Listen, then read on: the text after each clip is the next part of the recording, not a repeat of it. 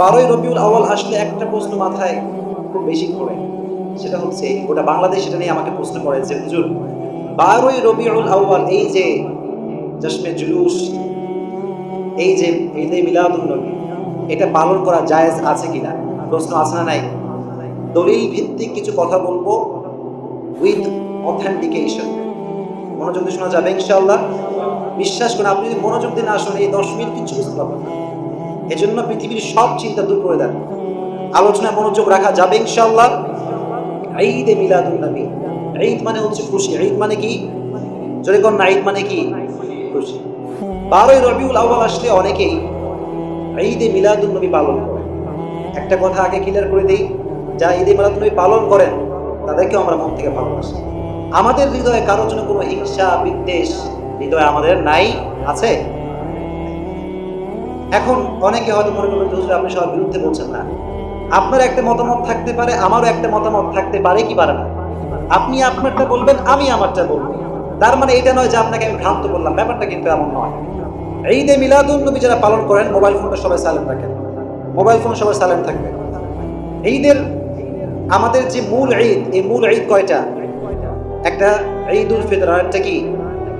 ঈদ কয়টা আছে এটা সামনে আরেকটু ব্যাখ্যা দেব ইনশাআল্লাহ। তবে আগে এই বিষয়টা বলছেন যে আমাদের মূল ঈদ হচ্ছে কয়টা? দুইটা।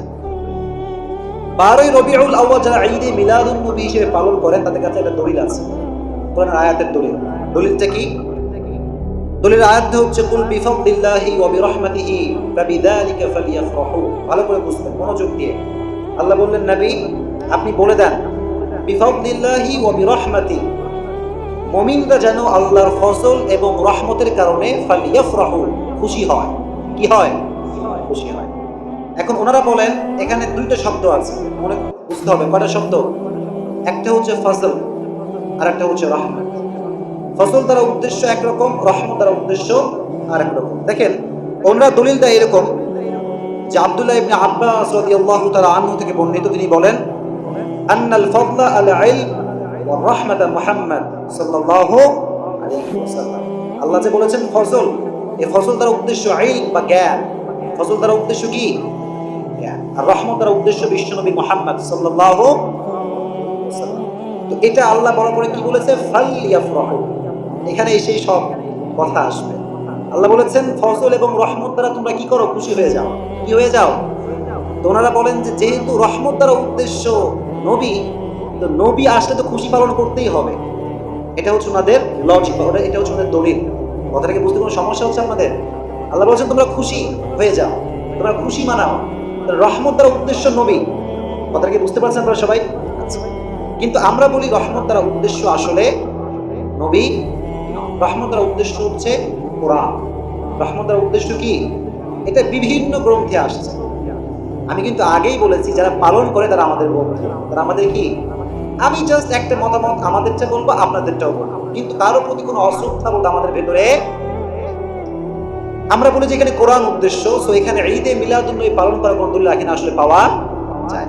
ওনারা বলেন যে আরো দলিল আছে ওনাদের কাছে, যেমন ওনারা বলেন যে শরীয়তের উসুল আছে। শরীয়তের কি আছে বলেন? উসুল। শরীয়তের উসুলের মধ্যে আমরা পড়েছি উসুল শাস কিতাব আছে, আরো বিভিন্ন কিতাব আছে। কিতাবের মধ্যে পাওয়া যায় দালালত, এটা হচ্ছে 4 প্রকার। বলেন কয় প্রকার? 4 প্রকার। অনেকে বুঝবেন না, এটা কোনো সমস্যা নাই, এটা আলেমদের জন্য খুব বেশি এটা জরুরি জানা। একটা হচ্ছে দালালাতুন নাস, ইশারাতুন নাস, ইবারাতুন নাস, ইক্তিদাউন নাস। এই জায়গা না হলে উপরে যাবেন, এখানে ঝামেলা না, একটু সামনে আগে আসেন। আমরা একটু সবাই সামনে আগে আসেন, তো জায়গা পাই, একটু সামনে আগে আসেন। উপরে জায়গা আছে, দুতলা জায়গা আছে। হ্যাঁ, তো যারা আগে আগে আসছে দেখি একটু ডিস্টার্ব না করলেই মনে হয় ভালো হয়। একটু আগে আসেন, একটু আগে আসেন। আচ্ছা, এদিকে সবাই মনোযোগী হন, সবাই এদিকে। কোন একটা কথা যদি স্পষ্ট আয়াত থেকে না বোঝা যায়, এইদিকে কোনো দিকে মনোযোগ দিবেন না, এইদিকে সবাই বোঝেন। কোনো একটা বিধান বা কোনো একটা বিষয় যদি স্পষ্ট আয়াতের শব্দ বাই শব্দ তর্জমায় বোঝা না যায়, সেক্ষেত্রে কোন দিকে ইঙ্গিত হয়েছে আয়াতটা, সেখান থেকে বিধানটা দিতে হবে। কথা বুঝতে পেরেছেন সবাই? মানে স্পষ্ট আয়াত থেকে এই কথা বোঝা যায় না, তবে ইশারাগত বা ইঙ্গিতগত যে ব্যাপারটা, প্রত্যেকটা বাক্যে কিন্তু একটা ইঙ্গিত ভাব আছে, আছে না নাই? আছে। তো শরীয়ত উসুল হচ্ছে যে যদি স্পষ্ট ভাষায় না বোঝা যায়, সেক্ষেত্রে ইশারাতুন নাস অর্থাৎ বাক্যের ইঙ্গিত যেদিকে সেখান থেকে জিনিসটা অর্জন করতে হবে। এখন তারা বলেন যে ওয়ার রহমা, এটা তারা যদি কোরআন উদ্দেশ্য হয় আর কোরআন যদি রহমত হয়, তাহলে কোরআনটা নাজিল হয়েছে কার উপরে? বলেন না কার উপরে? বিশ্বনবী মুহাম্মদ সাল্লাল্লাহু। ওনারা বলেন যদি কোরআন যদি রহমত হয় তো নবী তো তার চাইতে বেশি বড় রহমত, কথা ঠিক কিনা? তাই ওনারা বলেন যে ঈদে মিলাদুন নবী পালন করতেই হবে, খুশি আপনাকে পালন করতেই হবে। এটা আমাদের মতামত। এখন আমরা বলি, দেখেন মনোযোগ দিয়ে শুনবেন, এখন আমরা বলি কি, আমরা হচ্ছি we are the follower of last Messenger Muhammad সাল্লাল্লাহু আলাইহি ওয়াসাল্লাম। আমাদের আইডল হচ্ছে বিশ্বনবী মুহাম্মদ। উনি যা করেছেন আমরা তাই করব, আর উনি যা করেন নাই আমরা তা করব।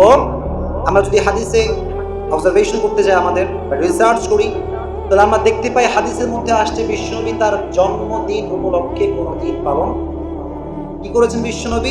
বিশ্বনবী সোমবারের দিন রোজা রেখেছেন। কি রেখেছেন? সাহাবারা বলে, ইয়া রাসূলুল্লাহ, এই দিন রোজা কেন? সোমবারের দিন আপনি রোজাই রেখেছেন, প্রত্যেক সোমবারের ব্যাপার কি? বিশ্বনবী বললেন, আল্লাহ আমাকে এই দিনে পাঠিয়েছেন, তাই আমি আল্লাহর শুকরিয়া হিসেবে প্রত্যেক সোমবারে আল্লাহর খুশির জন্য সিয়াম আদায় করি। বলেন সুবহানাল্লাহ। বলে এখন যদি আপনি বলেন যে I am the follower of last Messenger Muhammad, so we have too fast. যদি আপনি বলেন যে আমি বিশ্বনবীর আসলেই ফলোয়ার, সেই হিসেবে আদর্শ হিসেবে সোমবারের দিন কোনো ঈদ আসে না, আসে রোজা। আসে কি? কথা বুঝতে পেরেছেন সবাই? এখন আরেকটা লজিকে আসে, কাম টু দ্য লজিক। লজিকটা কি বলেন? ঈদ মানে হচ্ছে খুশি। ঈদ মানে কি? খুশির দিন কি মানুষ না খেয়ে বসে থাকে নাকি সেলিব্রেশন করে? সেলিব্রেশন। আচ্ছা কোন, এখন একদিকে ঈদ আর একদিকে না খেয়ে থাকা, একটা আর একটা অপোজিট হয় কি হয় না?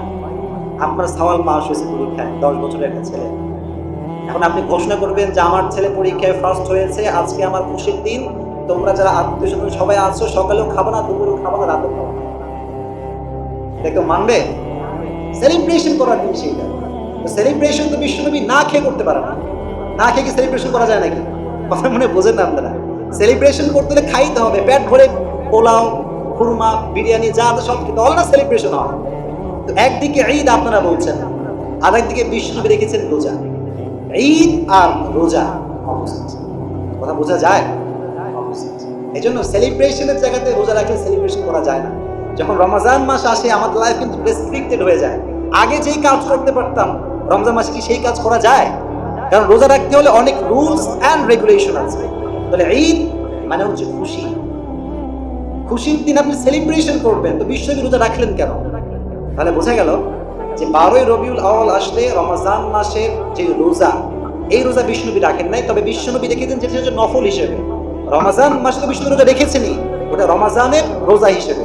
আর রবিউল আউয়াল মাস বলেন বা সোমবারের দিন বলেন, বিশ্বনবী যে রোজা রেখেছেন এটা হচ্ছে নফল রোজা। কি রোজা? আর এটা রেখেছেন কেন? আল্লাহর শুকরিয়া হিসেবে। কি হিসেবে? আচ্ছা, এবার আসলে একটা বিষয়, সেটা হচ্ছে সবাই বোঝা গেছে কথাটা? আমার কথা বোঝা গেছে আলহামদুলিল্লাহ। দেখেন এবার ইহুদিদের ঈদ হচ্ছে শনিবারের দিন। ইহুদের ঈদ কি বারে? ইহুদের একটা ছোট্ট ঈদ আছে। কি ঈদ আছে? ছোট্ট ঈদ, এবং এই দিনটা হচ্ছে শনিবার। কি বার? কথা কন, কি বার? আর রবিবার হচ্ছে খ্রিস্টানদের ঈদ। তাদের ঈদ, কিন্তু ঈদটা ছোট ঈদ।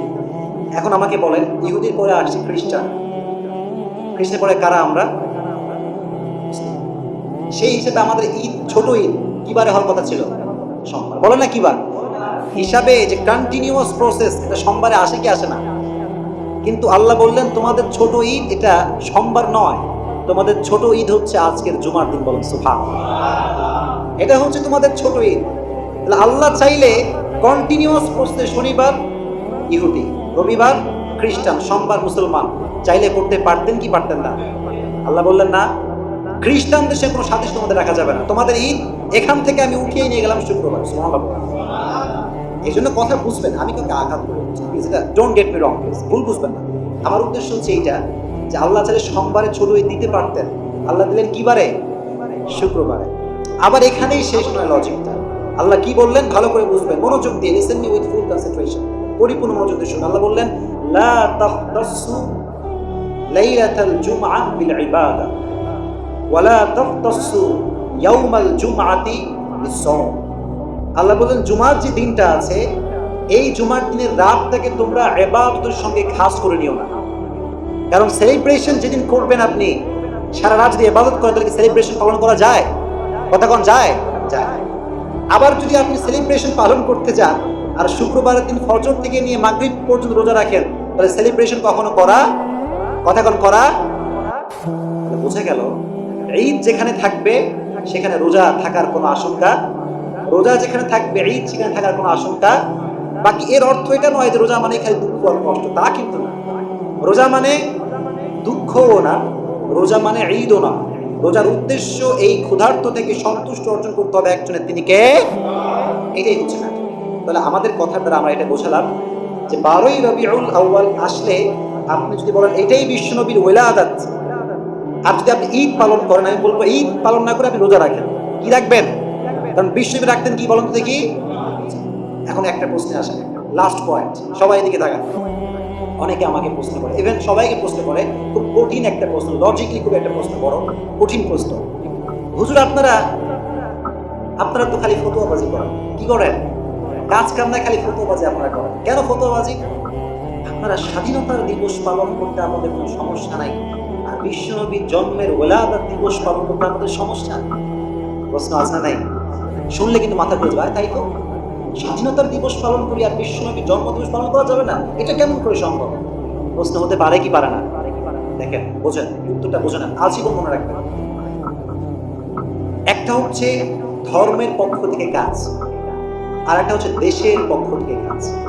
দুটার মাঝে পার্থক্য আছে না নাই? মান আহদাথা ফি আমরিনা ফাহুয়া রাদ। আল্লাহর হাবিব বলেছেন, আমার ইসলামের ভিতরে, ধর্মের ভিতরে যেই কাজ আমি যেটা করি নাই, সেটা যে বাড়াবে, এটাই হচ্ছে বেদাত। এটা কি? জোরে কোন, এটা কি? বেদাত। আচ্ছা, এখন আমরা জানতে পারলাম যে বিশ্বনবী 12ই রবিউল আউয়াল আসলে বা সোমবার আসলে ঈদ মানিয়েছেন নাকি রোজা রেখেছেন? রোজা রেখেছেন। এখন কথা হচ্ছে এটা, ঈদ পালন করা বা ঈদে মিলাদুন্নবী পালন করা ইজ টোটালি কানেক্টেড উইথ শরিয়া। এটা হচ্ছে ইসলামের বিধিবিধানের সঙ্গে সম্পৃক্ত। কিসের সঙ্গে সম্পৃক্ত? আর আল্লাহর হাবিব বলেছেন, যেটা আমি করি নাই সেটা যদি কেউ ধর্ম মনে করে তাহলে সেটাই বেদাত। সেটা কি? কথা কিন্তু বুঝে শুনতে হবে প্রিয় ভাইয়া। এখন আসেন, স্বাধীনতা দিবস আমরা কেন পালন করি? একটা হচ্ছে ইসলাম, আর একটা হচ্ছে দেশ। যে ব্যক্তি ঈদে মিলাদুন্নবী পালন করে সে মনে করে এটা সওয়াবের কাজ, সে কি মনে করে? আর যে করে সে মনে করে ধর্মের পক্ষ থেকে সাপোর্ট, সে মনে করে ধর্মের সাপোর্ট করেছে।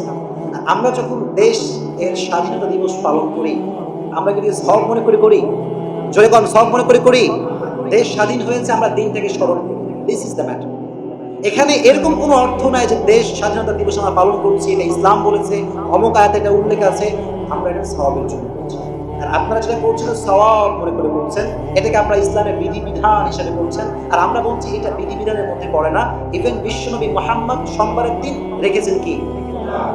ক্রিস্টাল ক্লিয়ার হয়েছে সব ব্যাপারটা। তাহলে স্বাধীনতা দিবস ইজ নট কানেক্টেড উইথ ইসলাম, এটা ইসলামের বিধিবিধানের সঙ্গে সম্পৃক্ত না। এটা হচ্ছে আমাদের দেশ স্বাধীন হয়েছে, এটা আমরা স্মরণ করি। এর মানে এটা নয় যে আমরা সওয়াবের উদ্দেশ্যে করছি, এর মানে এটা নয় যে ইসলাম বলেছে বলে আমরা করছি, ব্যাপারটা কিন্তু এমন নয়। কিন্তু যারা ঈদে মিলাদুন্নবী পালন করে তারা মনে করে এটা ইসলামের একটা বিধান, তারা মনে করে এটা করলে সওয়াব পাওয়া যায়। কিন্তু আমরা বলি স্বাধীনতা দিবস আমরা সেই হিসেবে পালন করি না যেই হিসেবে আপনার ঈদে মিলাদুন্নবী। আল্লাহ আমাদের সবাইকে বোঝার তৌফিক দান করে পড়েন, আমিন।